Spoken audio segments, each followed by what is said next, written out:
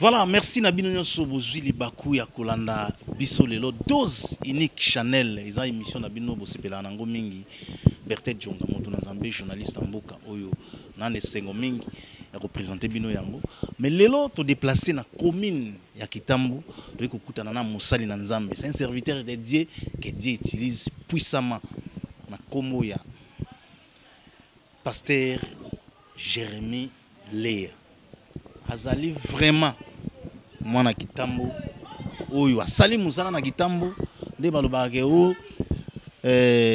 musakoli azalaka na valeur na mboka na yete mais yesi ko yazwi yango Nzambe apesi grâce wana ya isika sala isika abotameli isika yango musali zo sali mape ezokende liboso. Alors mbote pasteur Jérémy Léa mbote papa Berthet Jonga moto na Nzambe na sepeli mingi ndenge tokutani lisusu Nzambe abateli biso toyi komona yo awa na kati etonga na yo musali na Nzambe oyo nkula apesa vision ya armée d'intercession boni sango yetonga pe ya yo moko vraiment pona basango yo moko zomona Nzambe vraiment zo sunga biso pa zo sunga musala na ye ezokende penda malamu lisungi ya ye moko Nzambe. Voilà, na lisungi ya ye moko Nzambe na remercier mingi Chobinzunga oyo aza four et au moulin azo travailler makasi surtout que nazo mona pe apôtre Joël azo bunda pe pour na émission ekende liboso vraiment wana za collaborateur parmi ba collaborateurs ya Musali na Nzambe le pasteur Jérémy Léa pasteur lelo tango zotala etamboleli ndenge Nzambe azokumbela yo vitesse oyo église ezokende otali bampaka otali histoire ya basali ya Nzambe mosusu oyo babandaka basala musala oyo lokola yo na age oyo mendenge Nzambe afungoli musala ngo ezokende liboso olobaka na Nzambe nini? Il y a des fois et comme ça rappelle par rapport à appel tant Nzambe azo benganga j'avais vraiment beaucoup des inquiétudes parce que ebaki ndinga ko bandela te et pour confirmer que Nzambe benganga c'est pendant parcours du ministère tant bandi ko exercer mais dans le début penza que ce n'était pas facile. Alors comment on a Nzambe azo sala na ministère nanga lelo yo je lekelanga moko lekelaka ngai malgré na ba message na ba prophétie déjà Nzambe alobaki ko kozala mosala Nzambe munene na mboka oyo okotambola mokili mobimba puis alobaki ndenge na kobanda kosalela yo batu musu bakolobaki ozana kisi effectivement pe na monango de façon naza jeune serviteur na Kitambo na yako kuta bampaka penza na Kitambo et même bapaka na bako témoigner tangu na yaki na bandi musala Nzambe na Kitambo et Kitambo za facilité ya ko planter musala Nzambe pe ekende et je suis parmi les jeunes pasteurs na Kitambo oyo nazo sala musala bampaka na ngai ba père spirituel na ba ene ya molimo bazo confirmer yango. Alors tant ba confirmer pe nazo yoka na monoko na bango et ça m'étonne puis lekela kanga. Alors on a compris que niveau na komi et c'est que na continuer toujours na ba sacrifice wana na crainte wana puis na kokota na kata bozindo ya connaissance ya boyebi makambo na Nzambe et c'est là alors que na komata lisusu na sens wana. Mais il faut préciser que oya na Kitambo lokola koya kosala musala Nzambe te mais oza mwana ya Kitambo obandi pe musala ya Nzambe pe kana Kitambo pe za très rare omona ke un serviteur de Dieu ou ya bandi musala emsusu na mboka na ye pe andimami surtout na quartier na ye pe andimami za passe mingi mais tout le monde va témoigner de lui par pasteur Jérémy Léa. Merci beaucoup, merci vraiment, c'est très intéressant. J'ai aimé cette question. C'est par rapport à Ndengo Lobeli. Ngai na botami na hôpital ya Kitambo. Bon.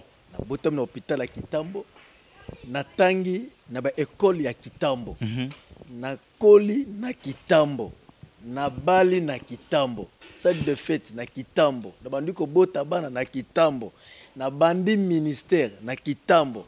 Les peuvent aller naza na ba grand frère, ba papa ya quartier au person ba moni ko kola na ngai pe bazo sambela ensemble na ngai awo. Donc naza te ke na yaki koya te, na ya koya te, mais naza mwana Kitambo, musala pezo ndimama na kati ya Kitambo, pe nazo kola na kati ya Kitambo.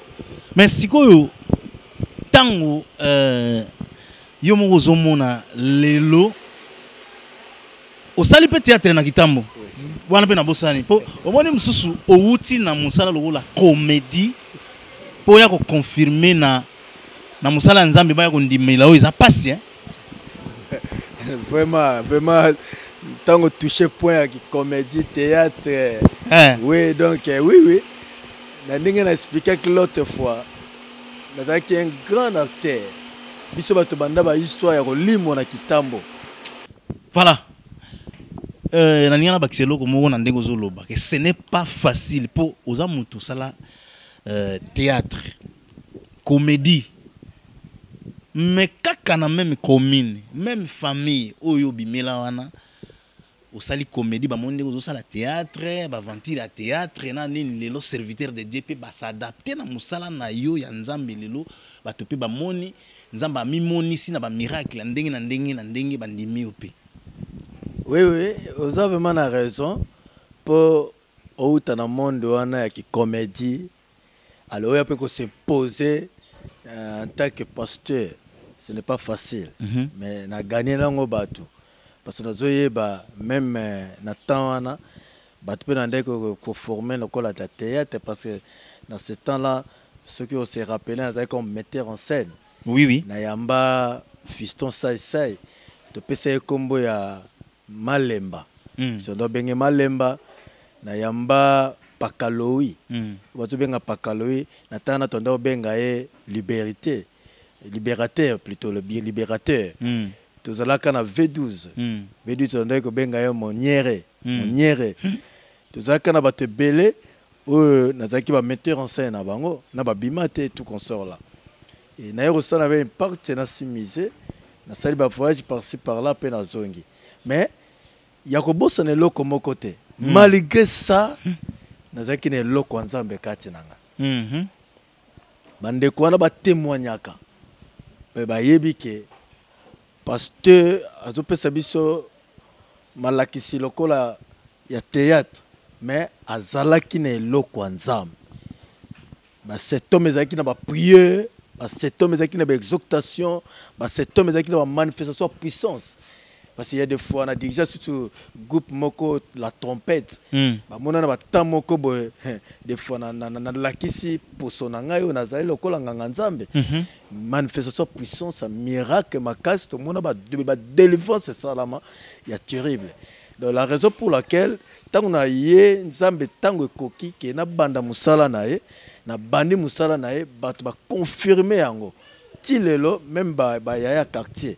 Ba confirme kayango pour ba moninga ndenge na zokola na témoignage na nyonso. Mais oyebi ki sala rap ebangisaka hein. Ozo sala musala neti ya théâtre. O s'annoncer que non je suis serviteur de l'Éternel. Je commence maintenant à lui servir. Est-ce que ça va facile? Que outi na domaine songolo changer mbala moko pour ndenge na zolobati. Soki nzamba bengi moto. A bengi.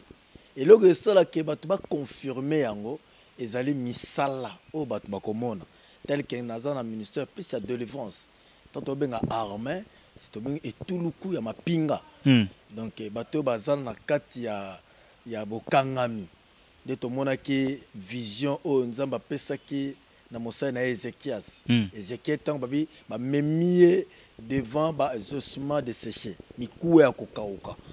Et babi pesa mitindo po mkuwane zobo moi. C'est-à-dire que armée wana mobile. Ce que tangi Bible na Ézéchiel vous allez comprendre que babi mikuwana ezaki tout armée. Armée mobimba nde bakomaki mikuwa ya bokauki. Mais na nzela mosala na nzamba zo recommandation après Nikuana ezoki bomoy. Voilà la raison pour laquelle tant nzamba zo benga mutu, c'est-à-dire qu'il a pesake déjà mission. Quand Dieu donne la vision, c'est-à-dire qu'il a la provision ezali. Donc l'appel nanga mission nango ezalaki. Nzamba ko benga mutu te sans qu'il y ait mission. Donc mission nandengo salaka ke bato ba confirmer réellement que aza mosala na nzamba. Pasteur Jérémie Léa, tango ozoloba ke nzamba benga yo na nzela ya délivrance. Ou ya pesa yo lokola mupanga ya kukata kata kata iza ya kukangola ba yo bakangama. Olimbola kango lokola nini? Délivrance c'est pas na yo. Eza nini? Bon, délivrance c'est tout coup que mutu moko aza na bokangami. Maintenant, bokangoli. Mignololo à Satan. Kangama peut-être na molili ya kindoki. Oui. Peut-être un aspect envoûtement, malédiction, blocage, délivrance, et ça vraiment un peu vaste. Mais kabolo on a un domaine moko. Monsieur ce qui est temps monsieur a kangama na célibat. Latissier, femme de nuit, mari de nuit. Maintenant, elle a besoin de la délivrance. Et Moutoumousou Somona a tangi ba classe à Silici, mais elle a limité quelque part. Ba salié et que a salaté, a zo salaté, a zo mongote. Ba kawana c'est belé to kutana na yango na domaine wana ya délivrance. Voilà particularité nanga o nzamba pesingai yango wana. Voilà. Mais oui que c'est une particularité très très importante pour na vie à moto. Ce qui misali za okangama. Ce qui vie eza embrayé, ce qui makambo zo avancé, c'est qu'il y a un ça ne va pas total. Alors pour na moto akoma ya kufungwama, pour moto azwa délivrance, ba procédure ezalaka nini? Dengue na auto expliquer awa. Délivrance parce que mingi lelo ba kota na confusion. Bazo croyait que délivrance dans l'église, quand quelqu'un est tombé, ou il y a la manifestation, il y a cessation. Non. Moi, dans mon yango, à pleine prédication, que Dieu est tenté maintenant, il y a que délivrer mout. Azo opérer un miracle. Miracle à pleine prédication. Donc, délivrance à moutoumoussou, ça na tango azo yoka lilo banzam. Tango azo yoka automatiquement. État ya esprit nae est changé.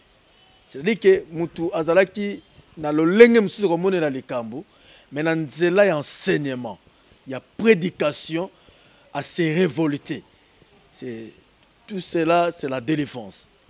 Délivrance mususu ezali par l'imposition de main. L'imposition de main, on pose les mains à quelqu'un et les démons ça commence à agiter, commence à parler. Et au moins, on se retrouve aussi par terre. C'est la délivrance aussi. Délivrance, c'est la conscience. Tout court. La délivrance, c'est la conscience. Voilà. Natuni mutuna wana po tango wana zoya na army awa. Nakuta ina ndeko moko akondi mingi, akondi makasi. Nabi même frère, comme boye ndenge na bisinga lobi no ah. Papa Bertin nazalaki vraiment malade. Mais Dieu a fait grâce. Soki kutunzamba ngo tende lelo toinga tukutana yo te. Abandi ko relater nga moi histoire muke. Na bisi no nazo kene na kutana na sala émission moko na mosala nzambi. Abia na Sœur Jérémie le abia wana serviteur. Sko ngana lobi po ino lobi bonga bi na ntango na belia nazaki na l'église moko na tambolaki mais akenda okutana na makambo na ndima kiteke na komona na vie nanga mai bapesinga babi so sisi dibidon obeki abina mela pe mai yango siko chaque jour fona somba 2000 francs 2000 francs 2000 francs 2000 francs soko pesi 1500 wana oya liboso ayobetela nga lobi mususu côté ya Masina tout né na oloba bana ya yebi aoteka mulangi ya mafuta $10 mafuta mkeba obenga huile d'Israël bana mpasser wana imoka yebi $10 abiso $10 exact pesi 1800 pe avant kokota kokutana na mosali ya Nzambe il faut futa mabinga ngo offrande moko boy avant yambayo atuni est-ce que aussi offrande ya nini mosali ya Nzambe yo moto Nzambe apesa likabo ya délivrance okoki ko réagir lokola ndenge nini. Merci beaucoup pour la question. Vous savez, quand vous avez ça linga moi passer, ça linga moi passer, ya makasi. Moi j'ai toujours dit, avant que naloba onga na lobby, Bible zoloba mon peuple périt. Il faut des connaissances. Il faut des connaissances. Pourquoi? Parce que la délivrance, donc nous expliquer, et c'est facile, papa. Délivrance, c'est ça facile. Quand il y a Jésus. Oui, c'est facile. Premièrement, la facilité de délivrance, c'est quoi? D'avoir la connaissance. D'abord, d'avoir la connaissance biblique. Ce que yebi malobananzam, automatiquement, tu es délivré. Au moni, bato bazo kende, ba pesa bango ba 5 litres, ba 10 litres, ba tekela bango ba ouele, ba $10, na ebité. Nazo ba nazana 3 aspects na parlera mingi na domaine de délivrance où Jésus est moko salaka. Tous ba aspect 3, ya ba aveugle. Et ça l'aveugle quand moko ba pesa biso kombo Bartimée. Mais les deux aveugles ba pesa biso kombo to ba masonate na kata Bible. Mais tu as la prière pour Bartimée soit délivrance. Pour liboso banda komona, oui bien. La délivrance c'est comme ça. La délivrance c'est ngoloba ozaka na terre malamu pe au baby. Mutazaki abota maka bien, diable a baby bien, diable a baby. C'est ça le Bartimée. Abazalaka komona mais à combien moment donné à mon ali soutien. Voilà tant où yeso zo poser que ça bien que non, nazana posa na mona li sous. C'est-à-dire que ninga banda komona auparavant. Alors, Yesu abai kondima na ye. Bikisai. Mbalamo asali nini? Amoni. Amoni. Osomona il passe Jésus ça échange. Après ça $10, toi ça là pour quelqu'un non plus. La parole parce qu'il a trouvé la foi à la personne. Akuti boyambi. Katina mutuana. Voilà maintenant les formes de délivrance. Maintenant avec le mususu, Bible zoloba Jésus a Jésus abwaki na se. Abwaki na se, abalola ngo komi poto, atisko na miso moto. En réalité, physiquement, c'est tout à l'heure on a aspect boy. Ya lelo yo. Ya lelo oyo, toujours on a deux volets. Premièrement, le pasteur ou le prophète on a tabakis. Voilà. Pratique. Mais Jésus l'a opéré ça. Boy, n'angaka pas tellement ya ko telemelaka révélation. To vision mutazui pour nenga sola na nzambe to yebite nzamba ibisaki asala musala na ye to yebite. Alors pourquoi Yesu azui so ya bwaki na se balo le komi potopoto atie sur na miso mutu wala pas boma su miso mutu mais tant akeko sukula maintenant na fleuve bibi ayo ko mona les pratiques là maintenant to comme na 200 sa pratique ya koloba na mususu asali les pratiques. Pourquoi maintenant Jésus a fait cela? Parce qu'il avait trouvé à Bartimée la foi stable. Il était enfermé dans la foi et il a parlé. Tout ça, il y a bandimi ya bongo na ba église na biso papa. Batu mususu po azwa délivrance. Faut mater sa foi na ye. Faut mater sa foi na ye. Parce que oh Jésus a juste so ya boki na sewana amatisa ki augmataki foi ya moto. Parce que ce n'est pas le seuil là. Na poto wana nde opéra qui miracle.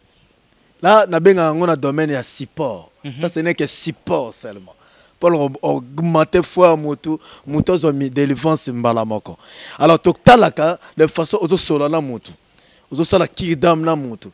Otala mutu mususu ayebine Bible te ayebine makambo na Nzambe te to kene na pratique bonganga na pratique bonganga na tinda batu pas tellement que ya ko accepter toutes sortes de délivrance parce que batu bazo landanga le lowa ce qui ba landinga na bokebi te musu na ko bungisa bango nzela ya nzambe. Et c'est comme si le prophète Mokazo Bano le lopo aux délivrance fona bimana yo. Voilà déjà mutabiki abungi déjà nzela. Na tini bato olengo ate. Maintenant tozongi na question na opposanga boso na émission leki. Oui. Na lobaki na ta auto komi. Il faut avoir le don de discernement. Pour nous discerner makambo. Deuxièmement, avoir le don de la foi parce que la foi c'est parmi les dons. La foi. Il faut avoir les dons là. La foi, discernement. Au côté de la Moussa, il faut nous révéler. C'est réellement que Azam Otindam. Il n'y a pas de pour que on apporter des délivrance. Parce que les abattus Moussou, Zamba Benga Banka, na Moussala Nzambe wana pour avoir des délivrance. Oui. Mais pendant que l'exatam na Moulaï, na Moussala Nzambe, où il y a destiné à vivre état de délivrance, vous remarquerez que via Moutouana, vous allez bloquer ta Moulaï. Maintenant, quand tu as l'esprit de discernement, discerner, ça c'est mon église, ça c'est mon pasteur. Alors quand on suit connaissance, on fait dans la colonne pour qu'on soit délivrance. Voilà. Et tu es satisfait de la réponse. Oui, oui. On est vraiment très satisfait même. Côté Ndekouana, ngape na tuna ki na bi okendaki ko sala na ba place na bisika bongo pona na lobi na koma ki na suka diable aveugle ki ngai na koma ko luka wapi na kozwa lobiko so na landi na radio na yoki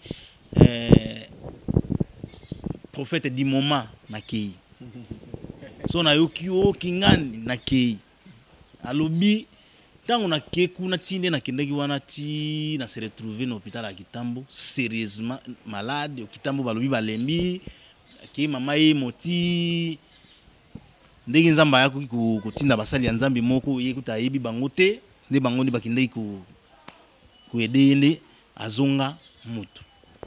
Alors point onga nazo lobezaki tango pasteur Jérémie le alobiki Jésus-Christ a utilisé soy na mabele comme support pour se servir na kumatsa foya ndekuana. Oui, c'est réel.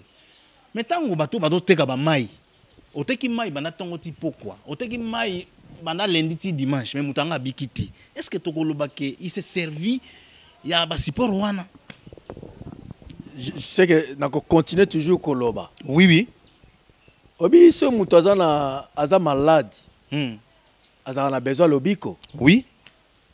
Lobiko est lié par la foi. Quand tu as la foi, même na kisozo melaka o batu basale le biso obika. Quand tu as la foi, ba ko le blema loba moko révolter spinayo, tu es aussi guéri. Quand tu as la foi, vous remarquez même na Bible, na ebi mosala nzambe moko Ézéchias il y a qui frappé na maladie. Batini mosala nzambe zaya ke ndoko ebise ke maladie ne ko memena liwa. Azongi na livre de souvenirs. Bibi azumi suna ya tali na mur. Pe ya bandi ko zongi sa nzambe bola mosala ki na mokili. Il était guéri non par la produit pharmaceutique, non parce que mosala nzambe tsaki loboko. Lobi ko za na ba forme belle. J'avais dit ceci. Quand tu n'as pas la foi, ta vie chrétienne ne sera jamais stable. Ta vie chrétienne ne sera jamais stable. Oui. Mais quand tu as la foi et aux le discernement, ça c'est mon église, ça c'est mon pasteur. Aux a besoin que non, non, prophète tel qu'on a miracle de salam. Et qu'on a qui sait ce miracle de salam. On s'est paniqué. Que foi et ça la moutou azala solide. Foi et ça la moutou azala stable. Foi et ça la moutou azala asidi. Voilà. Donc c'est que azala moutou monte que voilà, pate. Foi. Voilà, ya ozo mona bate belé. To songa papa na tango kala. Bozo belisa moutou mona katanda. Tango komeke no to ke panga ngatel, to ke panga ngatel, to ke kotalisa. La plupart landa bango bien bakufa. bakufaka po bakota banganga tel po na koluka lobiko par-ci par là.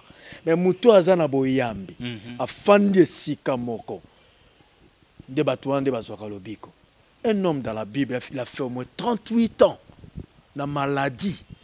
Azo zela ange o akoyokoya pour que batindike na mai.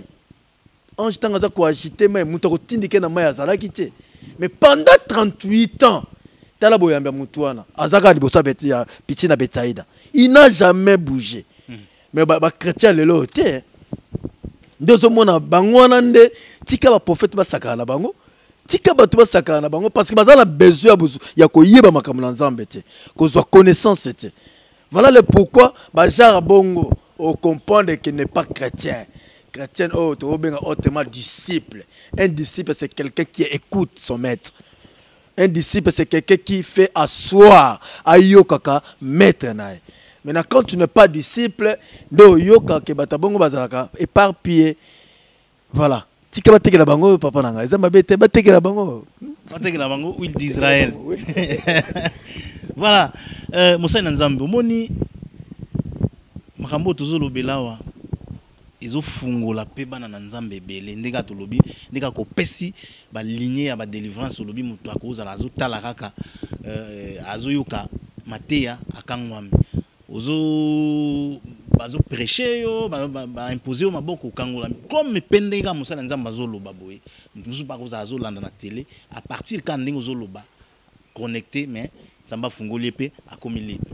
Mais lelo sikoyo différence oto komi komona eke na sima ya oya malamu batu ya mabe bakomi ko profiter pe bakomi ko komisa neti batu ya malamu. Est-ce qu'ils ont révolté bino ba serviteur ou bozo sali la Christ te? Papa eko révolté biso na nini? Parce que za makomi ba écrit déjà no saki biso. Na tango suka ba faux prophète ba kobima malgré ekozana ba faux mais il y a aussi des restes. Il y a malamu pe bazali. C'est biblique papa. Il y a omoni nazo fanda ka place oyo. Oui. Donc, il faut que le sang, toi, après ça, il lumière, pole. Pour te comme un moment où tu as une confusion. Tu as une taille prophétie à pourquoi. Na pourquoi, na moli les a toujours confusion. Il y a malamu na mabe. Mobile ko la tane bilamba basi mais ce que tu tambo na butuna na yeba ke wana za mwasi. Ouais. Mobile azola tane mwasi azola tane bilamba mibale. Ça se tamo na butuna na yeba ke wana zali mwasi. Mobile. Vous voyez un peu la confusion totale. Alors, ils ont annoncé déjà tout que na tangu ya suka. To comme pene Yesu azozonga. Retour à Yesu et talisi biso na bilembo wana na question posé ngai awa. Donc pour ngai to comprendre faut que non le vrai maintenant ba luka le véritable parole ba imposer to zonga na ba doctrine to pesa maloba kitoko na bana na Nzambe pour bana ba sosola ke oui to komi na moment oyo ba lu ba bimi déjà na terrain bazo luka ko zo même ba Eli il besoin que même le lit seront séduits. Voilà. Voilà. Délivrance ndenge tozolobela mingi baloba ba mususu balobaka ke délivrance pe ezalaka processus. Est-ce que même ma vie musala Nzambe yo pozoloba na kani ne komaka ke délivrance eza processus? Oui. Nzamba zalo komo pour la Bible tout monde qui parmi Bartimée plutôt ba aveugle nazo expliquer. Oui. Tango Yesu to tinda ye kende ko sukula na fleuve. Premièrement batuni omoni abino nazomona batu lokola banzete. On est comme si au processus. Vous remarquez? Oui. Il y a maintenant. Donc délivrance c'est réellement un processus parce qu'il y a des étapes. Tout ce qu'on a un temps normal boy. Quelqu'un peut être délivré sur le lien de mariage. Mais ma beauté kangameli liboso. Tout d'abord abundi libundi ti nazo libala ye ko sala mariage. Mais liboso kuna naza na pesa exemple par rapport ya bana na ngai. Na pambola mwana ngai moko na kati na libala. Mais papa, na pamboli mwana ke na ndako libala. après je crois une semaine mon papa na yazo aya na ndenge na ndoto na lalaki na 12 heures azo ba pasteur kende yebisa mwana yo pambolaki ke nazwaki kiti te ya libala apesanga kiti ya libala apa na sutuka wana na 12 heures na benga ma fille je lui ai dit na sali songe moko na loti papa na to senga ngai kiti ya libala na ndako ese biloko ya libala kota papa bo pesa ki nyonso mwana bisinga papa to pesa nyonso to tika na likambo te mais après cela papa mwana ko sala taba 5 fausses couches azwa zeme longo na mobala baye alembi na mobala akomi do bakomaki pratiquement na suka. Maintenant pour d'abord elle est na délivrance ezaki combattu na libaya mariage très combattu ba pareil mo bazoboya ko bala mo mbali wana te to bundi na zima belé na sali ba déclaration jusqu'à ce que mariage est salam mais ba yo réclamer kiti mwana bote comme un problème on est comme est-ce que possesser sur ya mariage et puis il y a délivrance papa na kota tina dimension ya likolo de commence à couper la maman de commence à couper la maman maintenant ceux qui basala nzambe ba rolandanga siko ko scandaliser bango na kota tina dimension na parce que to ça no prier 3 heures du matin na ko déclarer me beng pesanga komba maman bota ya kufa papa na bandiko na tank komba maman na je tanga komba ba père spirituel na ngai ba ene na ngai molimo na lignée aussi komba maman bota ndina zo ba boti mwana mobile ba pese komba Elohim te présenter na carte église voilà dimension mususu ya délivrance voilà pourquoi la bique oui délivrance et ça possessis mais mususu pe et ça ba tikotak ayepe bo une pe délivrance ne direct mususu pe ayepe bo bondo ça la possessis ya délivrance jusqu'à ce que à cause la complètement délivré mais en réalité pour Nakoloba selon l'expérience on a domaine à délivrance vraiment délivrance c'est pas que Moutaza a totalement délivré non na monité Moussa Nanzambe oui bi ke makambozo loba isa na ba chair de poule mais mutu mususu akoza na pas landi ndenge azoyo kabiso boyabi passer wana foke manaye abele na mutakufa okoloba nini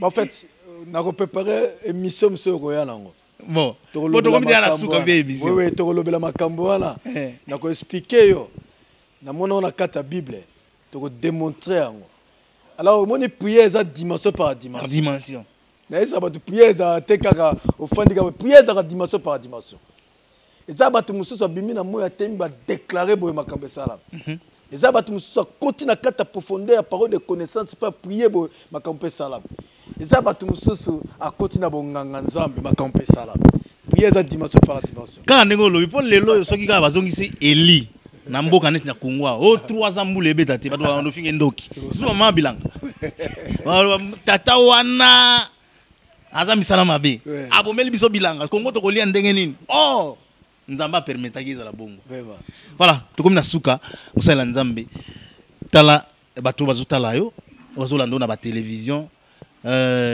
okoki pe ko pesa biso be numéro de téléphone numéro de téléphone na adresse église to zinina mozindo de délivrance nyonso te ma passer la zolo ba bien passer pesa adresse na bashuru yambaka na numéro de téléphone vraiment merci nga naza ndeko na bino Moussa Nzambe pasteur Jérémie Leya église ezali juste na avenue Boudjala référence ezaka poste mutu nyonso tu akoki ko ya na Kitambo atunaka poste à Kitambo c'est derrière la maison communale ya Kitambo alors bika na luka pasteur Jérémie to kangami ka na poste wana alors numéro de téléphone nanga ezali plus 243 89 71 52 063 donc plus 243 89 71 52 063 donc ce qui peut kozana Vodacom bandela tamona un problème na ba numéro oka passer na banda ko lo bane bien comme na ba numéro ko lo bango donc plus 243 89 71 52 0 63.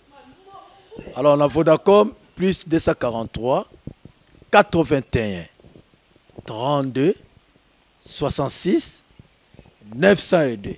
Mutu nyonso to bengana azwanga moko direct nazana ngana ba condition belé te donc so komi kaka au moins a déjà équipe mbezana direct ba kolekisa yo.